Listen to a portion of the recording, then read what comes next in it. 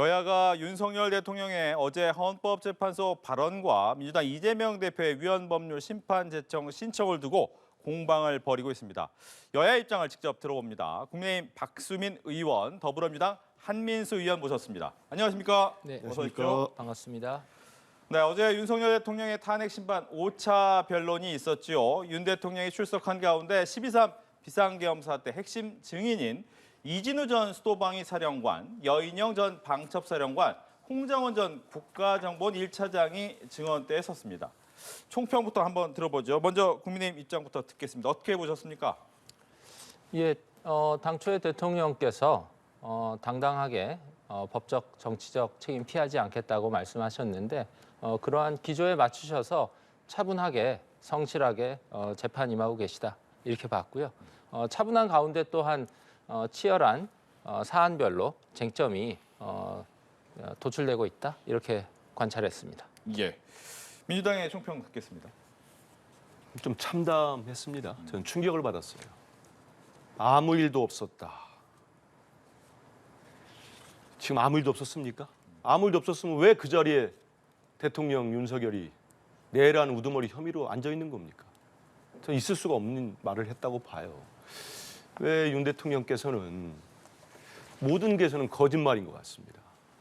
어제도 체포 지시 다 국정원 1차장까지 나와가지고 있었다고 하는데도 아무 일이 없었다는 표현을 씁니다.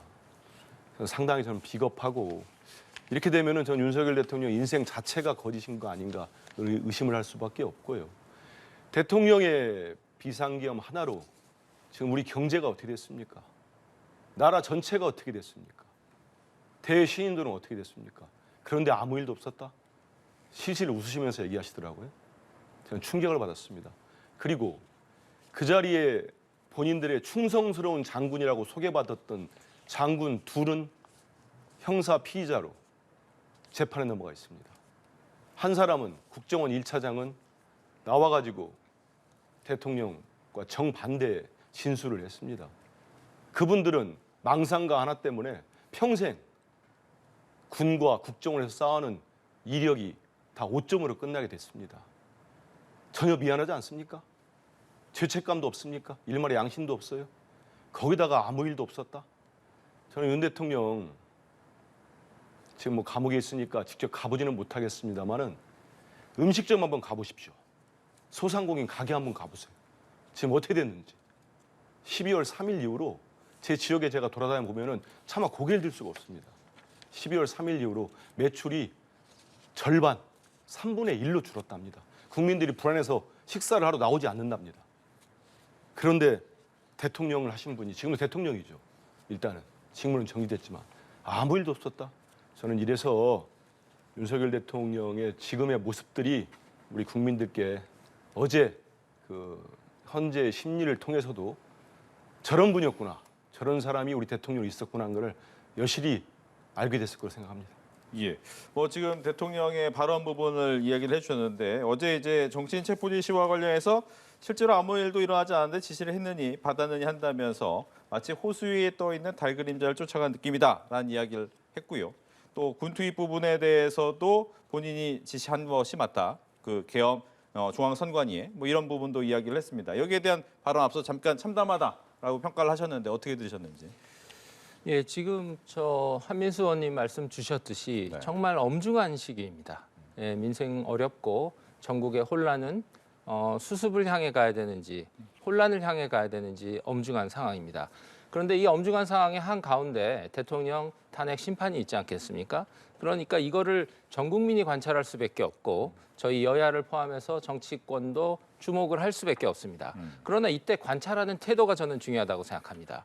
혼란을 안정시킬 것이냐, 일상을 차분하게 할 것이냐, 차분함 속에서 헌법적 원리와 가치 속에서 이것을 보는 것이 저희 후대에게 어떤 교훈을 남길 수 있는지 보는 거고요. 너무 좀 저는 정치적으로 과도한 해석이라든지 그 발언 하나하나에 대한 또 과잉의 코멘트라든지 이런 것들이 국론 분열에 지금 이 심각한 상황에서 도움이 될 것이냐 해서 저희는 어떤 말을 조금 아끼자 하는 그런 입장이 있고요. 대통령이 어제 말씀하신 좀 문학적 표현도 있고 했는데 지금 대통령께서는 직무 정지가 된 피청구인입니다. 예, 피청구인으로서 본인이 겪었던 일에 대해서 담담하게 얘기하셨고 아무 일이 없었다는 부분은 계엄 이후에 아무 일이 없었다 그런 표현이 아니죠. 예, 그것은 분명히 정치인 체포와 관련해서는 아무 일이 없었는데 그것과 관련해서 발언과 논란과 혼선이 너무 많다. 저희는 그렇게 차분하게 좀 듣는 입장이고요. 예, 그래서 그런 입장에서 볼 때 어제 뭐 대통령이 하신 표현을 너무 확대하지 않는 저희 관찰적 태도 필요하다 이 말씀 좀 드리고 싶습니다. 예. 저는 박 의원님이 차분하게 접근했나요? 동의합니다. 그래 되는데 저는 뭐 박 의원님은 아니신 것 같지만 저는 지금의 대통령실이나 특히 국민의힘 국힘당의 태도들, 지도부가 움직이는 모습들, 관저에 몰려가서 체포영장을 집행하려는 걸 방해한다거나 스크럼을 짜고 막겠다고 하고 지금 구치소에 가가지고 여당의 집권당의 투톱이라는 분들이 대표와 원내대표가 가서 접견을 하고 아련을 한 거죠. 또 지령받아 오듯이 와가지고 당을 중심으로 똘똘 뭉쳐라. 저는 차분한 대응, 정말 우리 국민들처럼 차분한 국민이 어디 있습니까? 어떠한 정말 촛불이나 응원봉 들고 나가가지고 그 차분하게 시위를 합니다. 그런데 한쪽에서는 어떻게 하고 있습니까? 대통령 스스로가 선동 메시지를 매일 냅니다. 그 선동 메시지 때문에 정말 우리나라 초유의 법원이 폭도들에 의해서 부서지지 않았습니까? 그런 일이 벌어지지 않기 위해서 저는 말씀대로 차분하게 접근했으면 좋겠습니다.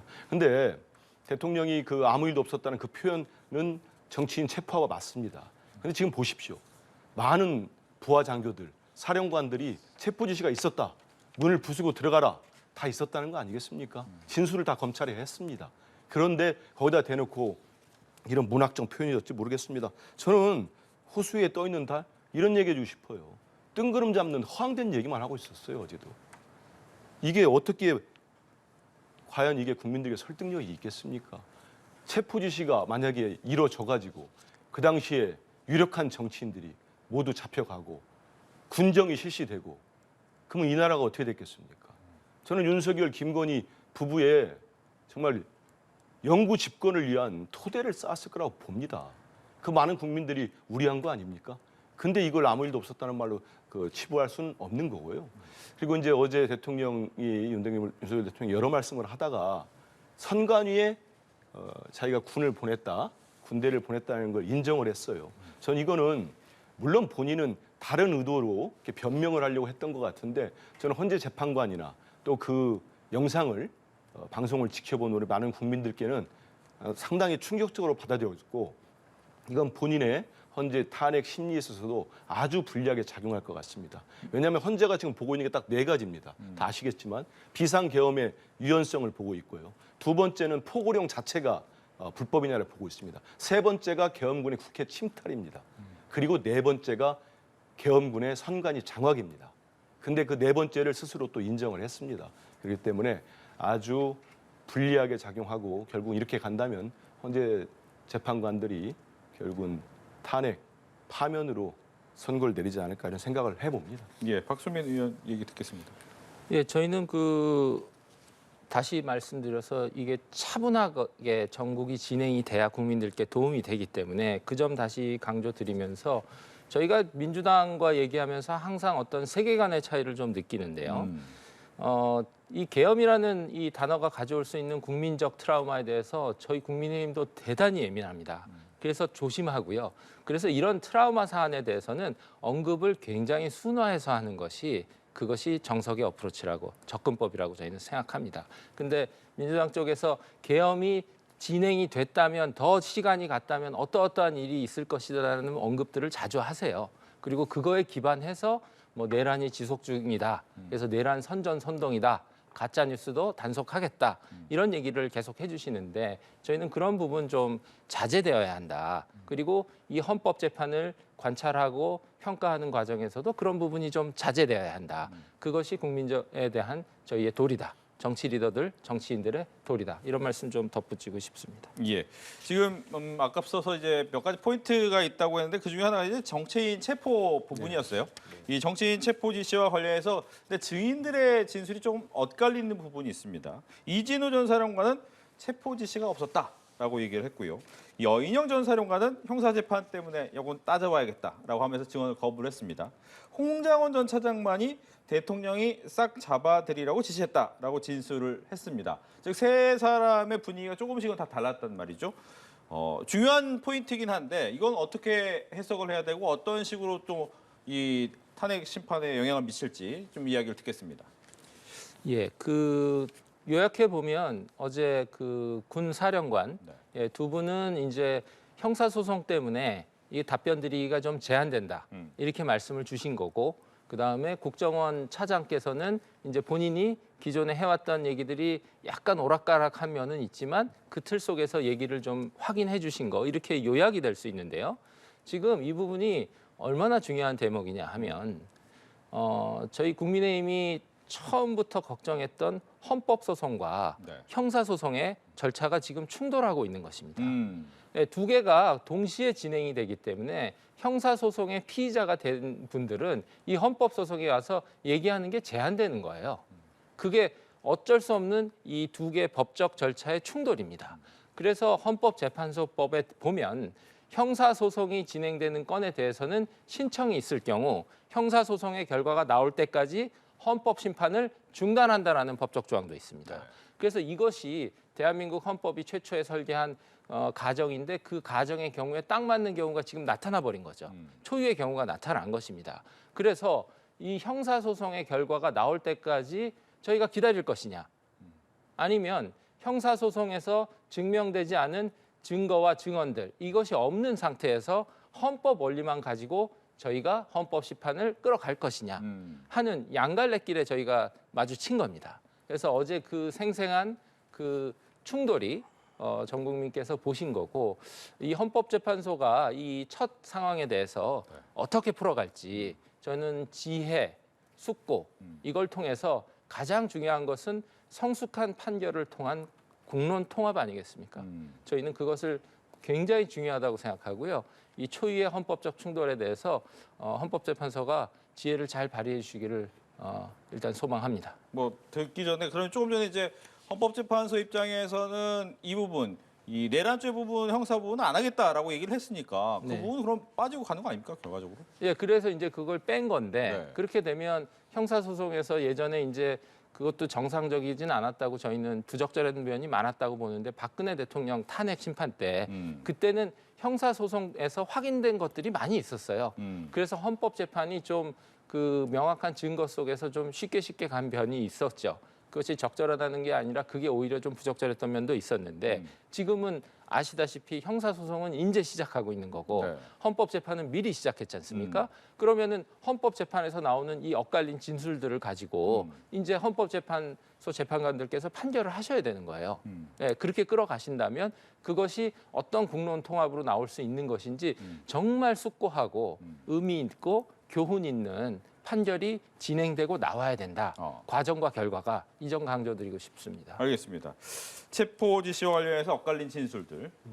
일단은 그 말씀드리기 앞서서 우리 박 의원님이 어떤 국론 통합이랄지 차분한 내용 계속 말씀하셔서 제가 사실은 조금은 당황했어요. 왜냐하면 제가 지금까지 접하고 있는 매일매일 언론과 방송을 통해서 접하고 있는 권영세 비대위원장이랄지 특히 권성동 원내대표 말씀만 들으면 무슨 국론 통합입니까? 계속 분열적 용어 써가면서 여당인지 모를 정도로 야당 대표 공격하고 야당 공격하고 발목 잡고 입만 열면 거짓말하시고 정말 거짓말 많이 하시거든요.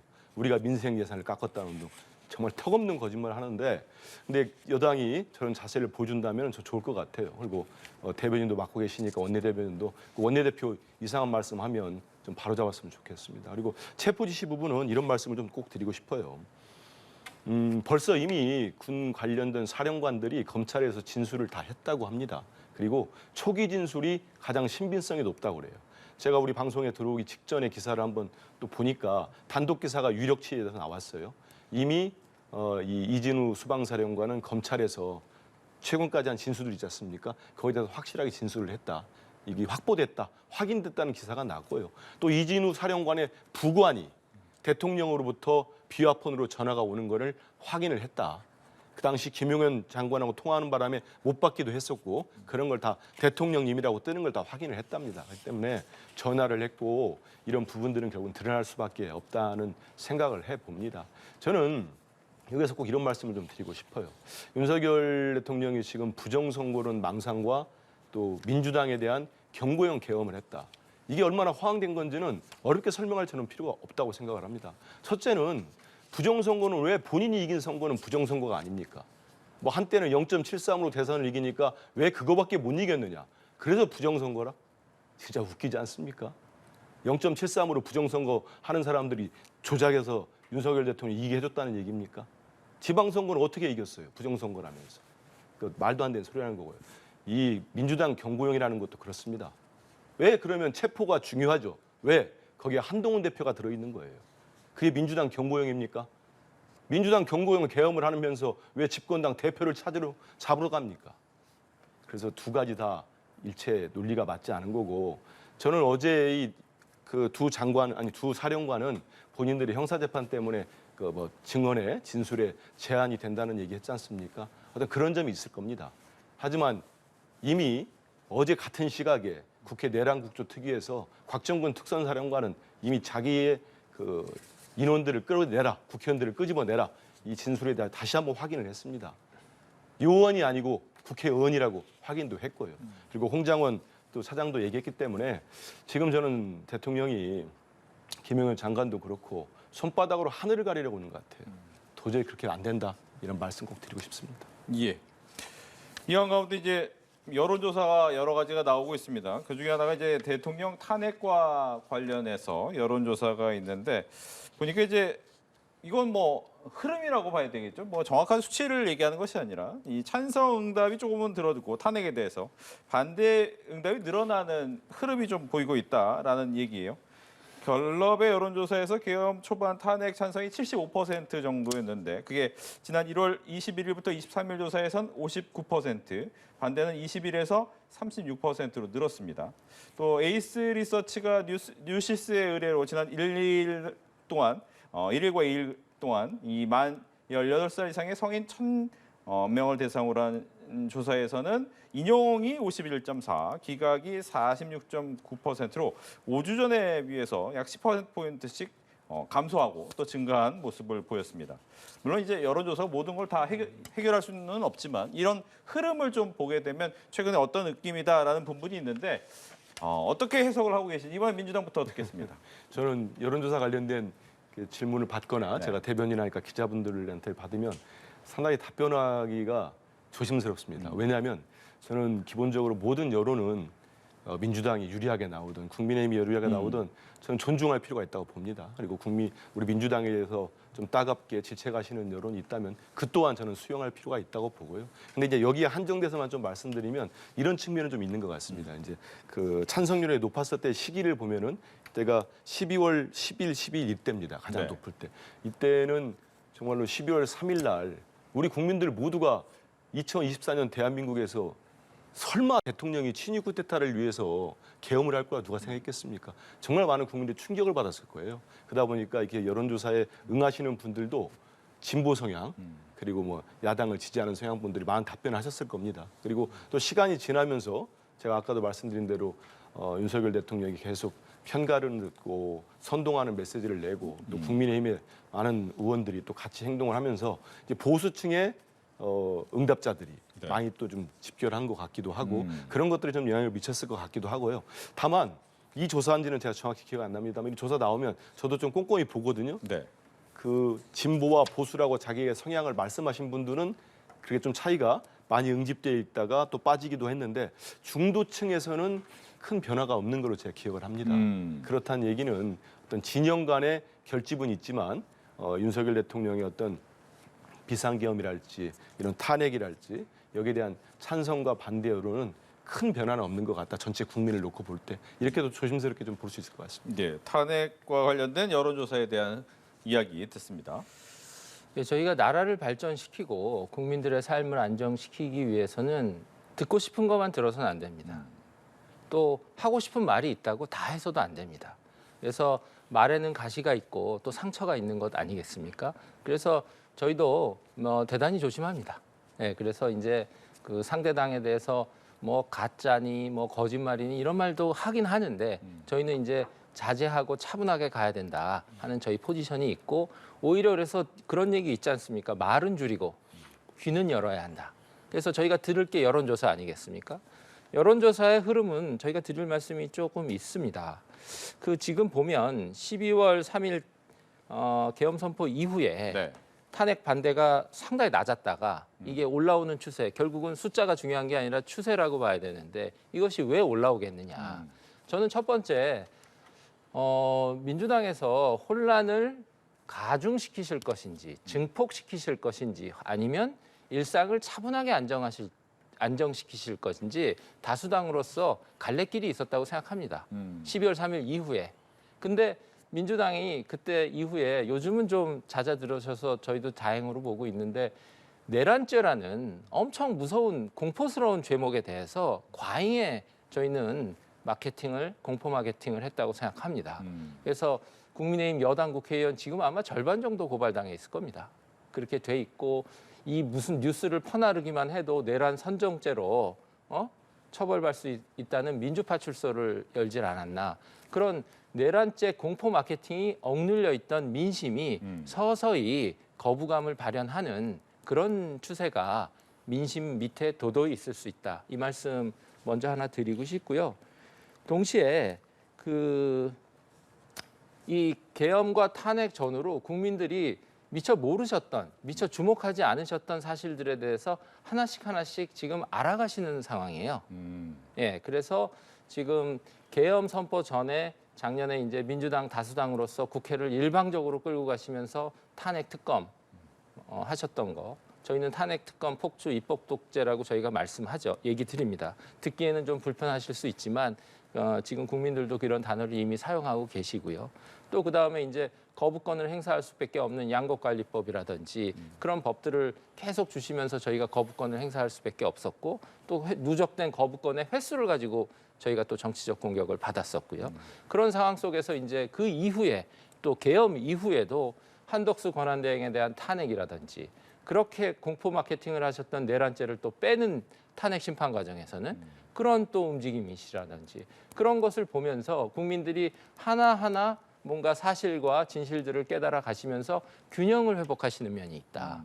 이게 저희가 관찰하는 두 번째고 세 번째 또 약간 앞선 저희가 예측일 수는 있는데 네. 지금 민주당 그 이재명 대표께서 전례 없는 우클릭을 하고 계시고 그러니까 저희 당은 전혀 아직은 자중하고 있고 전혀 정중동하고 있는 조기 대선에 대해서 네. 조금 선제적으로 몰입하시는 게 아니냐 그런 움직임에 대해서 국민들은 당연히 저항감이 있을 수 있습니다. 네, 이런 추세들이 좀 종합적으로 발현이 되면서 어떤 흐름이 나타나고 있지 않나 저희는 그렇게 보고 있습니다. 짧은 반론 듣습니다. 네. 일단 조기 대선 얘기를 하시니까 당연히 제1야당 대표가 여러 경제 행보를 보이시는 거죠. 그걸 대선까지 연결시키는 건 무리가 있습니다. 우리 당 어느 누구도 지도부에서도 그렇고 대선의 대째를 꺼내본 적이 없기 때문에 그건 다르다는 말씀 드리고 그래 따지면 지금 국민의힘 말씀은 저렇게 합니다마는 이미 공약도 점검하고 있다는 기사까지 다 났습니다. 그리고 홍준표 대구시장 같은 경우는 뭐 출마 의사를 사실상 밝힌 거 아닙니까? 그런 상황이고 오세훈 시장도 지금 들썩거리고 있다는 얘기하고 그러니까 말과 행동이 다 달라요. 말로는 지금 뭐 윤석열 대통령 지키겠다 하지만 속으로는 지금 다 움직이고 있습니다. 국민의힘 주자들도 그렇고 당도 지금 그런다는 얘기가 속속 보도되고 있어요. 그리고 지금 뭐 제가 국민의힘 어떤 의원으로부터 거의 뭐 좀 우스갯소리로 들은 게 김건희 여사가 요즘 하도 안 보이니까 국민의힘 지지율이 올라가고 있다는 얘기를 그분으로부터 들었어요. 실명까지 얘기하기 힘듭니다만 그렇듯이 경찰에 묻고 싶습니다. 우리 국민들께서 지금 여러 가지 복잡하고 힘드실 거라고 봐요. 감정들이. 하지만 그러면 다시 한번 김건희 여사가 국정 전면에 나서는 거 보고 싶으십니까? 윤석열 대통령이 그렇게 정치하는 거 받아줄 수 있겠어요? 지금 보십시오. 창원지검에서 명태균 게이트 수사 어떻게 되고 있습니까? 제대로 안 되고 있잖아요. 뭉개지고 있지 않습니까? 특검하고 저희들이 올린 법안 얘기하시는데 양곡관리법 윤석열 대통령 대선 때 약속한 겁니다. 근데 지키지 않고 있어요. 간호법 약속하고 또 거부권 썼습니다. 그러고 난 다음에 의료대란 나니까 마지못해 받았어요. 이게 거부권 쓴 법입니까? 최혜병 특검법이 거부권 쓸 법입니까? 솔직하게 말씀 한번 해보세요. 김건희 여사 특검법 국민들이 그렇게 원합니다. 근데 자기 배우자라고 해서 세 번째 계속 족족이 폐기시켰습니다. 국민의힘 의원들 제대로 정상적으로 정치할 수 있겠습니까? 그런 법안들 세 번씩 폐기시키고 계속 가가지고 처음에는 폐기시킬 때 국민의힘 이탈표가 0표였어요. 두 번째 4표 나왔습니다. 세 번째 몇 표 나왔습니까? 8표 나왔어요. 6표가 나왔군요. 딱 2명만 더 하면은 통과될 가능성이 높았습니다. 저는 그래서 왜 윤 대통령이 12월 3일 날을 비상경을 했을까? 결국은 저는 김건희 여사를 지키기 위해서 했다. 이쪽으로 많이 귀결되고 있어요. 명태균 씨도 지금 얘기하지 않습니까? 쫄아서 그런 거 아니냐고. 그렇듯이 진실이 지금 당장은 많은 부분들을 가짜뉴스 얼마나 많습니까? 아니 세상에 선관위에서 99명의 중국인 스파이를 체포해가지고 오키나와 미군 기지로 보냈다. 그게 버젓이 신문 종이로 신문 언론에 나오고 있습니다. 그걸 수만 부씩 사가지고 어떤 교회에서는 뿌리고 있어요. 카톡에서 그 기사가 돌고 있습니다. 미국이 아니라고 했어요. 주한미군도 아니라고 했고. 근데 버젓이 그걸 믿고 있는 분들이 계십니다. 이게 가짜뉴스 아닙니까? 이런 것들이 지금 극우 세력에 의해서 또 거기에 동조하는 국민의힘 의원들에 의해서 윤석열 대통령에 의해서 퍼지고 있습니다.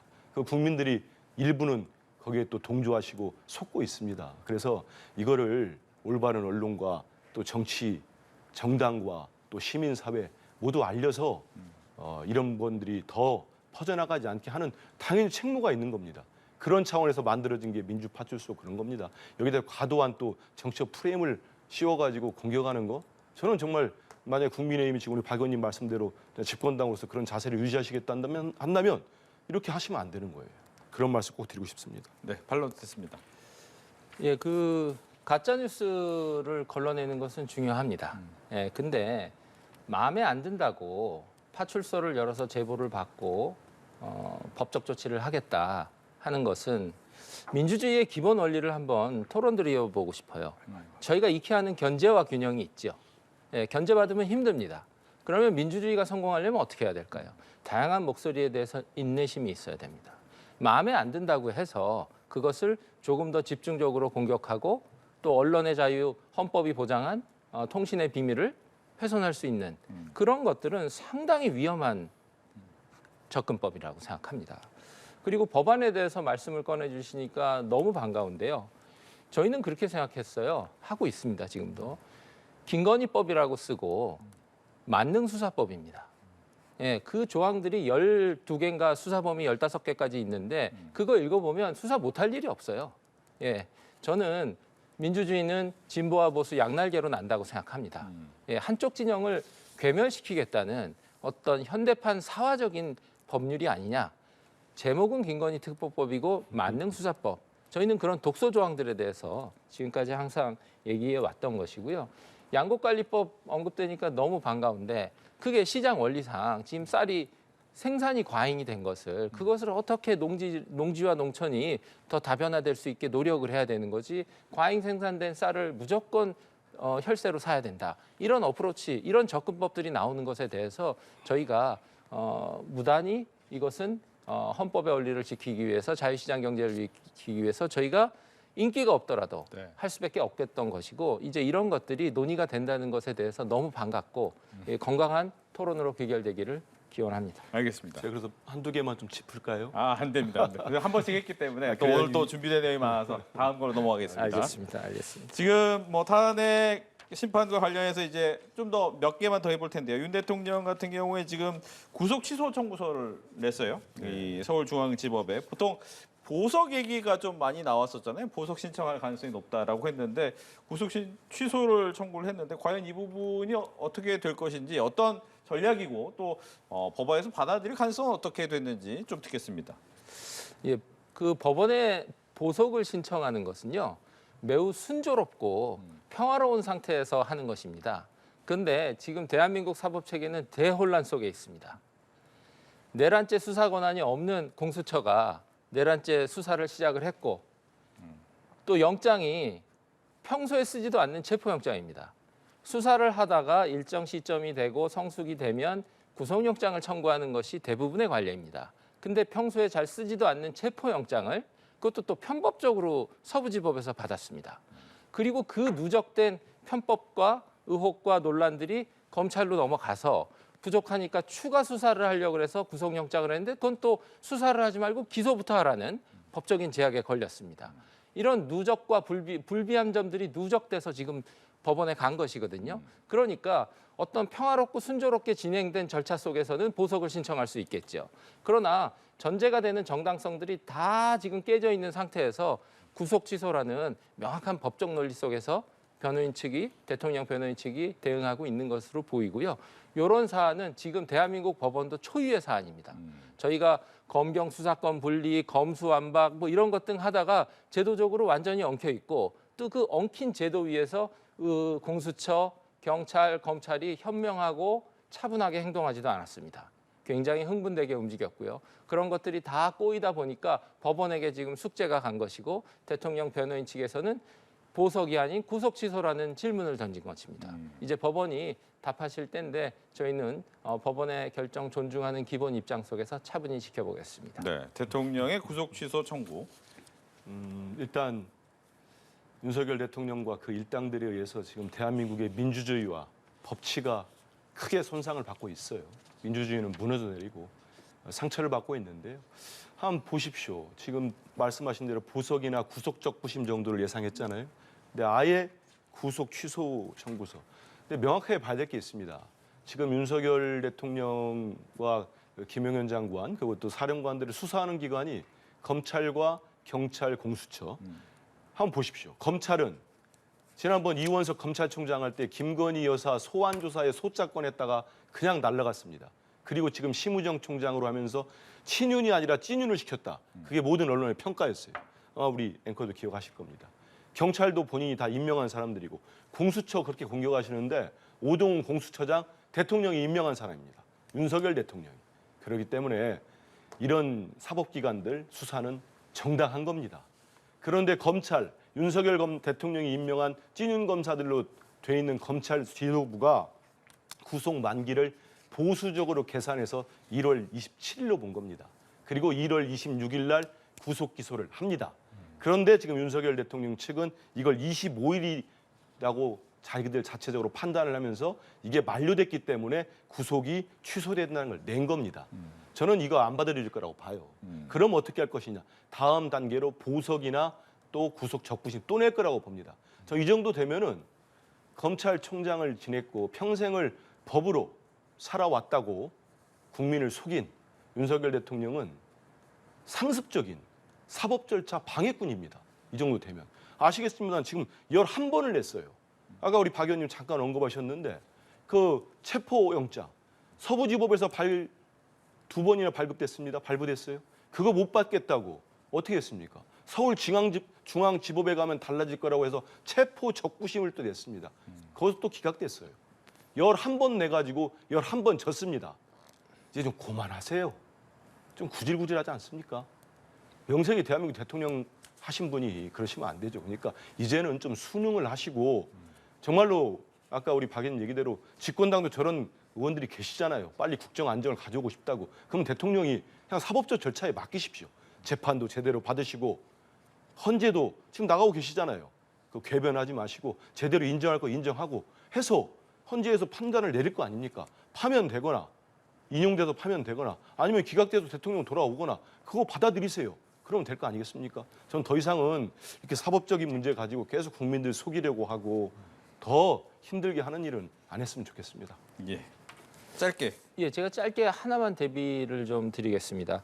헌법재판이 있고 지금 형사소송이 있는데 헌법재판에 대해서는 대통령이 어떠한 지연도 없이 제가 보기에는 굉장히 속도감 있게 가고 있습니다. 박근혜 대통령 탄핵 시에는 탄핵 소추하는 데만 2달 걸렸습니다. 지금은 탄핵 소추하고 심판 개시하고 있는데 벌써 2달 정도 됐습니다. 그만큼 빨리 가고 성실하게 가고 있는 것이고요. 다만 형사소송의 경우에는 첫 단추가 내란죄 수사 권한이 없는 공수처가 시작하면서부터 크게 꼬였기 때문에 거기에 대한 대통령 직무정지 상태지만 대통령으로서 그 잘못된 절차들을 차분히 지적한다. 이런 입장으로 저희는 알고 있습니다. 알겠습니다.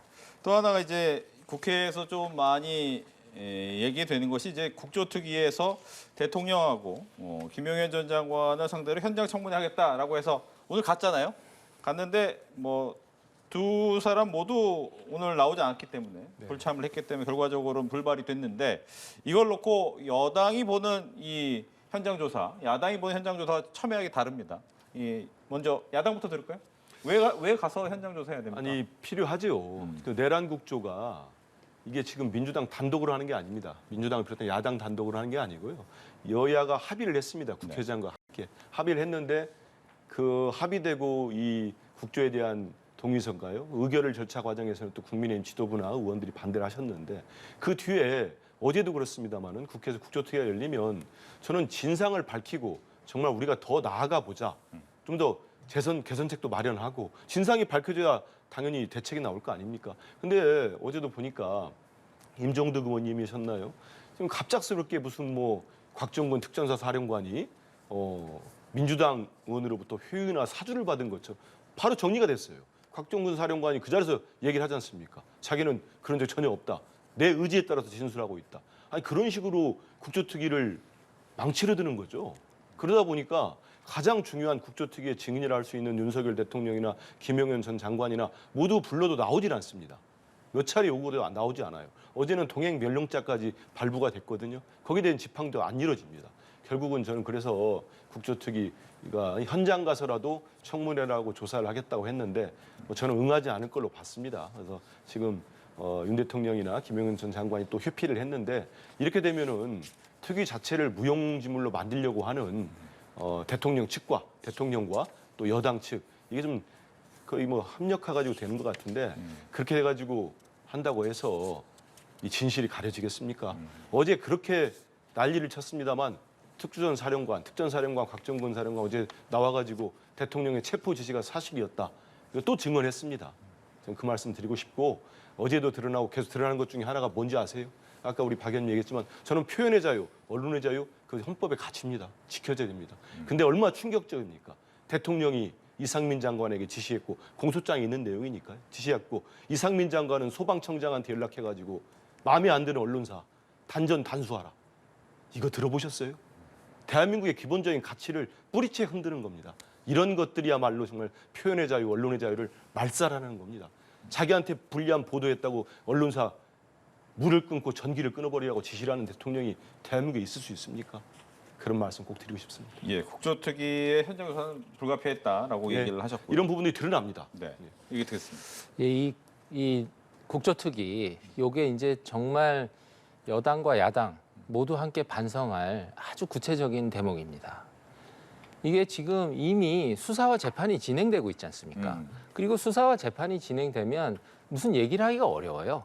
수사와 재판 중인 사항으로서 답변이 제한됩니다. 어제도 많이 들으셨을 겁니다. 바로 그런 상황입니다.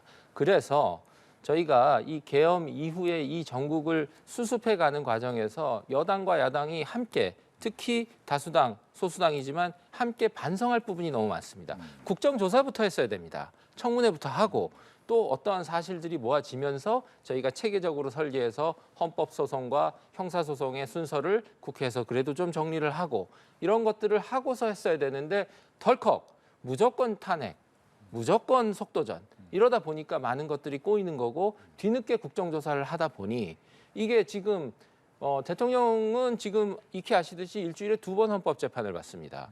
김용현 장관 마찬가지로 또 형사소송도 대응하고 있고 증인 부르면 또 나가야 됩니다. 그리고 그런 상황이기 때문에 국정조사에 나와도 얘기를 할 수가 없어요. 네, 이런 상황에서 순서가 꼬여 있는데 또 국정조사 과정에서 열자 그래서 저희는 성실히 참여하고 있습니다만은 이 현장 방문 이런 것도 이것이 실질적으로 지금 소송을 대응하고 있는 대통령과 김용현 장관이 응할 수 있는 상태인지 또 그리고 교도 행정이 있습니다. 구치소라는 게 아무 때나 터들어가서 뭘 하자고 할 수가 없는 것이에요. 사전 조율이 다 돼야 되고 즉흥적으로 이런 아이디어들이 제시되고 하면 이것에 대해서 진정성 국민들께 저희가 진정으로 뭔가를 전달하고 진실을 파헤치고자 하는 것인지 아니면 정치적인 어떤 이벤트를 하는 것인지 이런 부분에 대해서 논란이 될 수밖에 없고 저는 함께 반성해야 된다고 생각합니다. 예.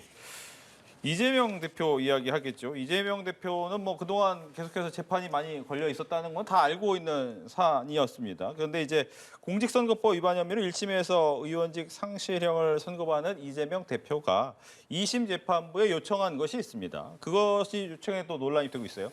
위헌법률 심판 제청을 신청을 했는데 만약 법원이 받아들이면 이제 헌법재판소의 결정이 나올 때까지 재판이 정지가 됩니다. 하지만 또 여야가 보는 시각이 달라요. 이 지연을 위한 거냐 아니면 방어권을 위한 거냐 좀 다르기 때문에 이번에 민주당부터 얘기 듣습니다. 바로 이걸 나오니까 아마 이분이 알 거예요. 변호사 출신이 검사도 했고 네. 하니까. 근데 권성동 국민의힘 원내대표께서 재판 지연이다. 또 이제 프레임을 씌워서 공격하시던데 그렇지 않습니다. 우리 국민들 좀만 내막을 들여다보시면 전혀 아닌 정치적 공격이라는 걸 아실 거예요.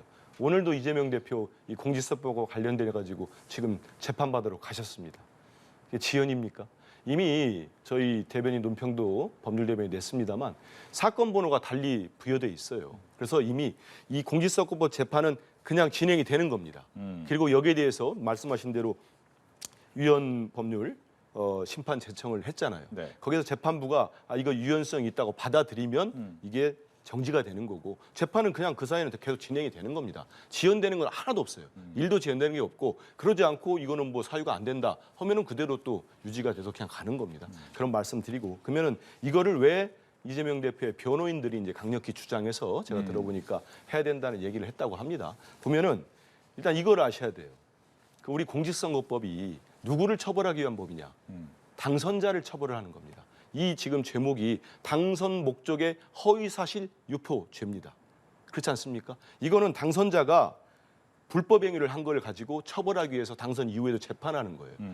헌정사 최초로 낙선자가 처벌받은 사례가 있습니다. 누군지 아세요? 이재명 대표입니다. 지금 1심에서. 그렇기 때문에 이재명 대표는 대선에 나가가지고 낙선을 하지 않았습니까? 그리고 방송에 와서 한 얘기, 국감 때 한 발언 가지고. 그래서 이번에 변호인들이 낸 내용들을 보니까 실제로 후보자의 자질, 성품, 도덕성 이런 거를 평가할 수 있는 행위라는 부분이 있다고 합니다. 근데 이게 불분명하다는 거예요. 행위를 뭘로 볼 것인가? 뭐 누구를 알았느냐, 몰랐느냐, 인지의 문제 아닙니까? 그리고 위협을 받았느냐, 안 받았느냐. 지금 그거 가지고 실형을 때린 거예요. 그렇기 때문에 이런 부분들은 우리 변호인단들이 분명히 유연적 요소가 있다 하니까 제청을 해서 한번 받아보면 좋겠습니다 하고 낸 거고 지금 제가 설명드렸습니다마는 오늘도 이재명 대표는 공직선거 재판을 받으러 갔고 이재명 대표는 지금까지 윤석열 정권 들어서 가지고 400여 차례 가까운 압수수색을 당했으며 오라는 족족이 가서 소환조사 받았고 지금 재판받고 있습니다. 제가 누구라고 말씀 안 드려도 비교되는 분들 많이 있지 않습니까? 뭐 김건희 여사를 꼭 얘기 않겠습니다. 알겠습니다. 국민의힘은 어떻게 이 위헌법률 심판 제청을 보고 계신지. 이게 정면으로 이 반대되는 의견을 들어서 좀 민망한데요. 네. 이게 위헌재청 신청해서 재판부가 받아들이면 이재명 대표 재판이 지연됩니다. 받아들이지 않을 경우에는 지연이 안 된다. 그렇죠. 네. 근데 받아들이면 지연이 됩니다. 그리고 저희가 알기로는 민주당하고 또 이재명 대표 측에서 과거에 이런 위헌재청 신청을 해보셨어요. 그래서 이게 헌재에서 각하된다는 것도 다 알고 계시는 걸로 저희는 알고 있어요. 근데 지금 이 미묘한 시기에 이 재판부가 받아들이게 되면 재판이 지연되는 이 법적인 액션을 왜 취하셨냐. 이게 저희가 긴 설명을 안 해도 국민들이 다 판단하실 것으로 생각합니다. 예, 당당하게 재판은 받는 것이 정치 리더들이 가져야 될 기본 태도, 소양이라고 하고 그런 부분에서도 저희는 헌법재판에 당당하게 대통령이 임하고 계시다고 생각하는데 그마저도 민주당에서 많이 공격하셨어요.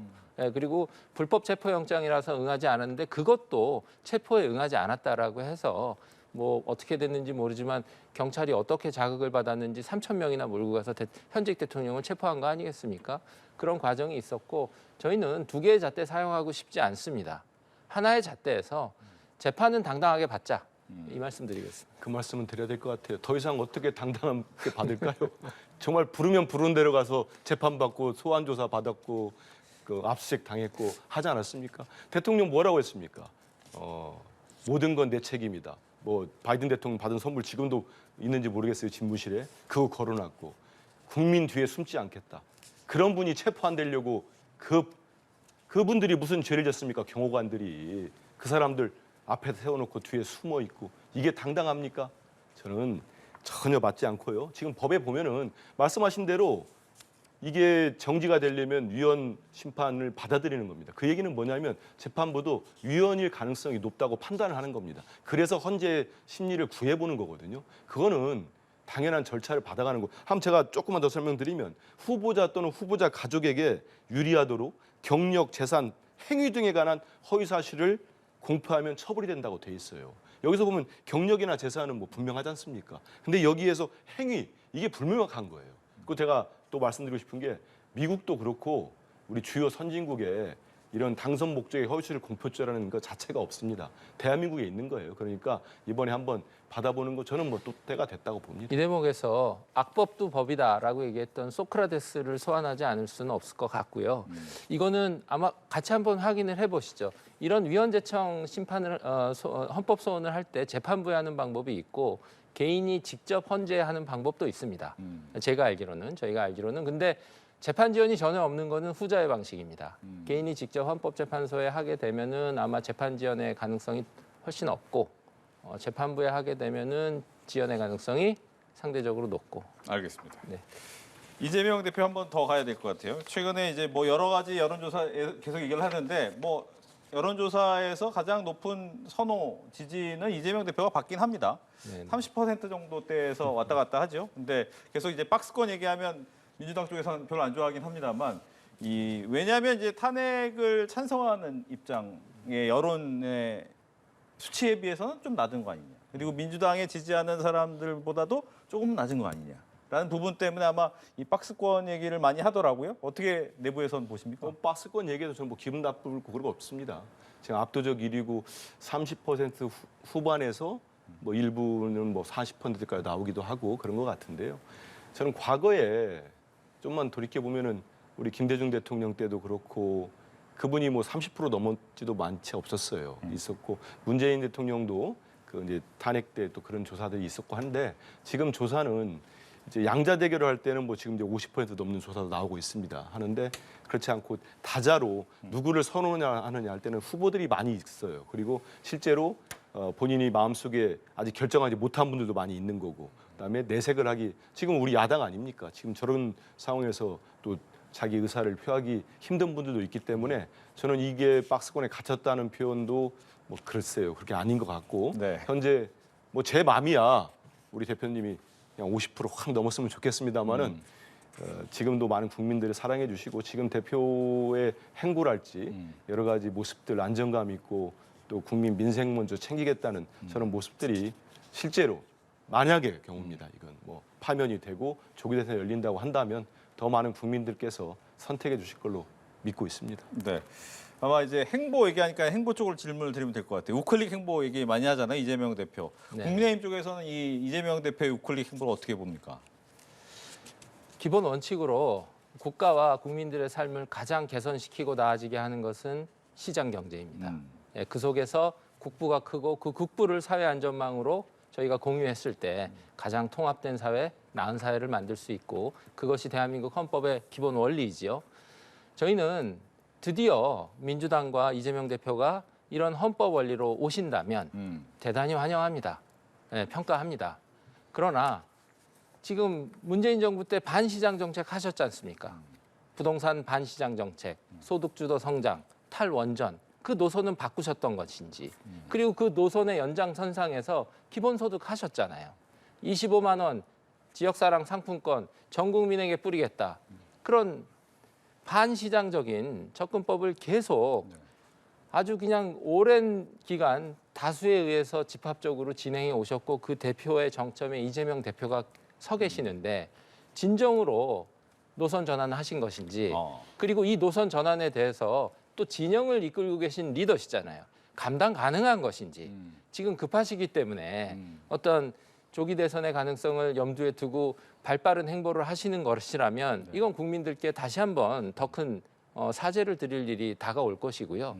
진정성이 기반한 것인지 감당 가능한 것인지 저희는 이런 부분 몹시 궁금합니다. 예, 진성준 의원도 여기에 대해서 얘기도 궁금하시다고 하시잖아요. 하니까 제가 좀 네. 말씀을 드려야 네, 네, 되겠군요. 근데 일단 지역화폐 부분은 이거를 무슨 뿌린다는 표현을 쓴다거나 어떤 복지 정책으로 접근하는 건 전 맞지 않은 것 같아요. 우리 당이 많이 설명했으나 이건 재정 정책입니다. 왜냐하면 지금 경기가 너무 안 좋고 정말 이 경기를 살리기 위해서는 그 마중물 역할을 해줄 게 필요합니다. 그리고 지역 화폐로 드리는 겁니다. 이건 뭐 사용을 할 기한을 정하기 때문에 그렇게 하자고 했던 거예요, 저희들이. 그리고 지역 화폐의 효용성에 대해서는 많은 분들이 입증이 됐고 이번에 민주당 소속의 지방 정부들이 이번 설 명절 때 지역별로 얼마나 많은 지역 화폐를 했습니까? 그 무상으로 주고 해서 그 시민들, 국민들이 그렇게 좋아하고 계십니다. 이제 좀 살 것 같다고. 특히 이 돈이 도니까 화폐가 지역 화폐를 쓰니까 그 지역에 있는 전통시장 상인들이 이제는 살 것 같다는 말씀들을 하고 있어요. 이게 보도가 많이 됐기 때문에 우리 국민들이 많이 접했을 겁니다. 그런 정책을 쓰기로 했는데 그마저도 이번에 대표가 얘기를 하셨습니다. 추경에 빨리 해야 되는데 추경해야 되는데 그게 정말 여당이나 정부가 반대한다면 내가 그마저도 포기하겠다. 이게 실용주의자의 모습 아닙니까? 이재명 대표를 조금만 알고 계신 분들은 이분이 어떠한 정책으로 어떠한 모습으로 이 자리까지 왔는지를 알 겁니다. 유력한 대선 후보까지. 성남시장 시절 한번 보세요. 경기도지사 때 시절 한번 보십시오. 그때 시민들, 도민들이 정말로 바라는 정책들을 써가지고 그분들이 뭐라고 했습니까? 내가 이 시에 살면서 이 도에 살면서 이렇게 정치적 효능감 느껴보곤 처음이라고 했답니다. 알겠습니다. 그게 이재명 대표입니다. 알겠습니다. 그래서 조금만 들여다보면 이분은 철저한 실용주의자고 그 기본은 국민들의 삶을 지키겠다. 국민들의 삶을 나아지게 하겠다. 알겠습니다. 이게 딱 원칙이라는 말씀 드리겠습니다. 예, 지금 여당 얘기까지는 하고 시간을 끝내야 되기 때문에 네. 저희가 시간을 약간 넘겨서 네. 김문수 고용노동부 장관이 조기 대선 얘기는 좀 대통령한테 얘기가 아니다라고 얘기를 했어요. 그러면서도 지지율이 꽤 나옵니다. 그러다 보니까 이제 이것도 자기는 잘 모르겠다, 뭐 답답하다 이런 얘기를 하긴 했는데 국민의힘 입장에서는 김문수 장관의 지지율 상승 원인은 어디 있습니까? 먼저 저희 당은 지금 엄중한 굉장히 그 역사의 한가운 정적 변곡점이 되는 헌법재판이 진행되고 있기 때문에 조기 대선 말 자체를 언급해서는 안 되고 그렇죠. 대권 주자들이 경거망동해서는 안 된다 하는 당의 입장을 전파한 바가 이미 있습니다. 이 기조를 한번 말씀드리고요. 근데 이제 김문수 장관님에 대해서 여쭤보니까 부득이 말씀을 드리면 저희가 관찰하기에는 굉장히 정치적 소신을 유지하신 정치 선배세요. 제 입장에서 볼 때는 아마 그냥 국민들이 이런 혼란이 너무 크니까 어떤 일관성과 소신 그런 부분을 주목하는 게 아닌가 하는 정도인데 그래도 하여튼 저희 대권 주자 반열에 오신 분들은 모두 자중하셔야 된다 이 말씀 드리고 싶습니다. 알겠습니다. 짧게 아, 듣습니다. 김문수 장관이 하면 딱 드러난 한 장면이 있습니다. 이분이 뭐 청문회 때도 대단히 우리가 일반 국민들 볼 때는 상식과 다른 역사관을 피력했었죠.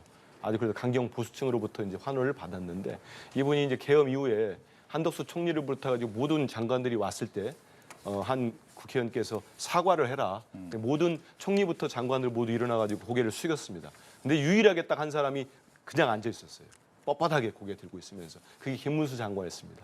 그러다 보니까 강경하신 이제 보수층에서 이렇게 하는 것 같은데 제가 봐도 이건 뭐 지금이니까 그렇지 실제 대선 레이스가 된다면은 글쎄요 그때 국민의힘 당원들이 그때도 김문수 장관에 이렇게 지지를 할지는 좀 지켜볼 일인 것 같습니다. 알겠습니다. 이렇게 해서 정치권 이슈를 국민의힘 박수민 의원, 더불어민주당 한민수 의원 두 분과 함께 이야기 나눠봤습니다. 오늘 얘기 잘 들었습니다. 감사합니다. 감사합니다.